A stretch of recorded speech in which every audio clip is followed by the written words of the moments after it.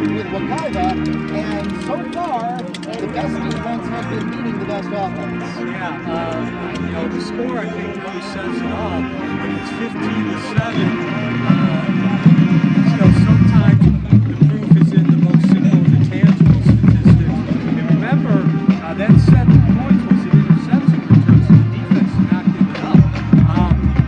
We have seen Wekiva really take control, and of course, Wekiva's anchor on defense is that great front line with Pollard, Lowe, and Davis. They have really not given West Orange much room to operate in the backfield. Of course, Omaha came in, he's 6 foot 2 inches and 212 pounds, and Wekiva has just totally taken him out. He hasn't been able to use either of his size or his height up to this point. So the Mustangs started off with being down 7-0 thanks to a pick 6, which is the only points that West Orange has so far. They have no offensive points. So that, other than that one lapse on the Preston throw, the Mustangs have been pretty consistent. And in particular, after they managed to get that touchdown, they had a blocked extra point, which made it a 7-6 ball game. But then we had a tackle for loss by the Mustang defense, immediately followed by a sack. I believe that was Tyler Davis that put that one up. Immediately followed by a muffed snap on the punt that put the ball into the end zone for a safety. And so now instead of trailing 6-7, the Mustangs were up 8-7, and that really helped to shift the game into their favor. Then on the next possession, we saw the Mustangs really move the ball and ultimately put together one of the best trick plays I've seen all season, where you had Preston fake the handoff to Supreme Richardson.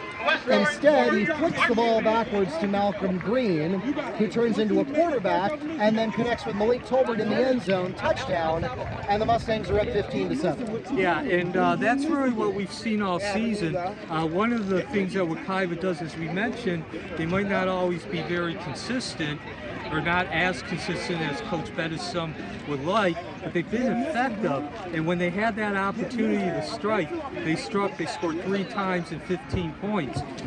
Like you mentioned, it ended with that great play there with Malcolm Green taking the handoff and a nice touch on the pass to Malik Talbert in the back of the end zone. However, it started with the first touchdown, and that was basically came right after West Orange had gained the momentum on the pick 6.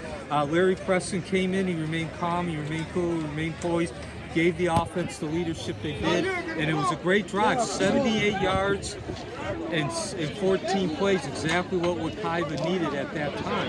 Yeah, and we've mentioned it all season. Those trick plays, well, whether they're complex or from the most simple Supreme Richardson punch up the middle, you have to give a lot of credit to the Mustang offensive line, who gives them the time to assemble those plays and make them successful.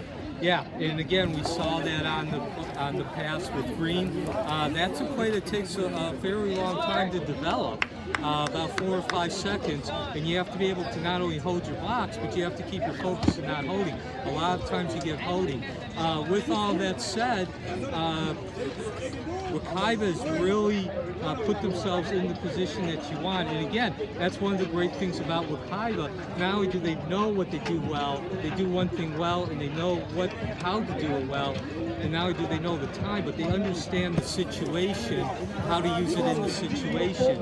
This is a game that they don't necessarily have to score 43 points like they did last year. No, certainly not. But you do have to give credit to the West Orange defense. They have a couple of sacks against Preston, and if the offensive line lets up for even a moment, they do take advantage of it, and that's why, in spite of some great performance by the Mustangs in the first half, it's still just a one-possession ball game with 15-7. So we're getting ready to kick off for the second half. The Mustangs will have the first possession of the second half, and we're going to go back to the action. Once again, if you want to follow play-by-play live and you're not here in person, go to WekivaMustangs.com. Click the little bar graph next to today's game on the schedule. It will take you to live play-by-play stats, and Neil and I will be back with you after the game for a recap.